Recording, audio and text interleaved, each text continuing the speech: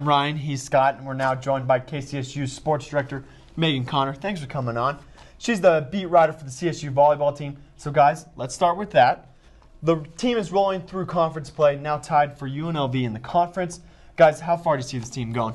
This team is a really good team. They're great at home, 9-1 at Moby, 1-6 though on the road. If they can just keep their momentum like they do at home on the road, I see this team going into the second round in the NCAA tournament. Yeah, I would have to agree with that. It seems like they just had a pretty big hiccup at the beginning of the season, which is, yeah, it seemed uncharacteristic of them. But last season they did something pretty similar against Wichita State and Denver, just losing to inferior teams. But now they've got that momentum back. They're rolling. So I think for the rest of the season they could easily roll through conference play just like they did last year. I agree. Plord and Page are finally on their game, and I think the sky's the limit for this team. Yeah, absolutely. Now, I know, Megan, Ryan, you guys are both probably huge Broncos fans. Yes. Not so much myself, but that's all right.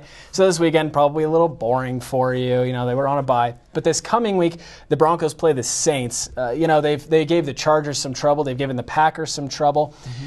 But after that, the Broncos have a pretty easy schedule for the rest of the year. I mean, they got the Chiefs twice. They have the Raiders again, the Chargers, the Panthers, the Browns. How far do you see this Broncos team going after this first gauntlet of games?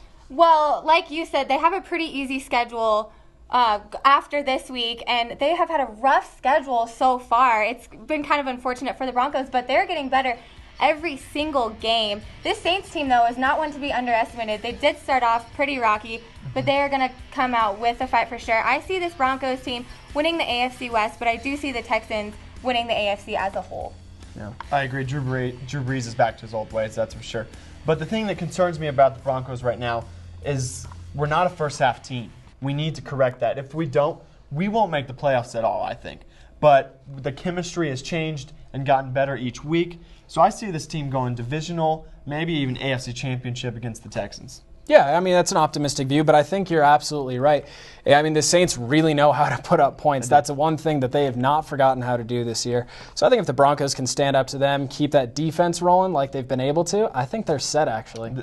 This will be a true game to see how our secondary is. Yeah, I think so. All right, guys, final topic. Lance Armstrong was officially stripped of all 7 Tour de France's today.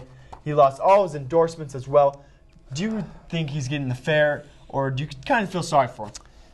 Megan, take it away. This is a rough topic for me. You know, I'm kind of on the fence in the middle on this.